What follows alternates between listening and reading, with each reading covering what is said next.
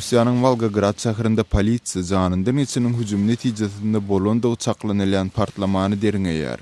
Trolleybusda ýüze çykan şol wakada azyndan 14 adam öldü, 20 golaý hem yaralandy.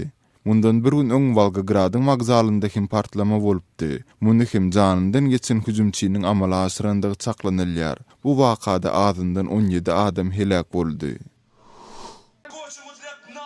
Ukrainanyň paýtagty Kiýewde Ýewropanyň tarapynda çykyş edýän demonstrantlar özleriniň talaplaryny öňe sürüp manifesti kabul etdiler. Resmi namada tutsak edilen protestçilerin ählisini boşatmagy, aktivistlere garşy repressiýalary toktatmagy we paraçylykly protestleri basyp ýatyrmagy iltisi bolan resmiýetlerin jedalandyrylmagyna çagyrylýar.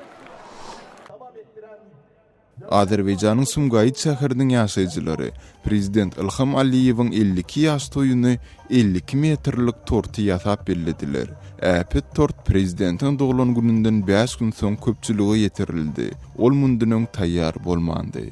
Siz Azatlyk radiosynyň şu günkü täzelikleri bilen tanış bolduňyz.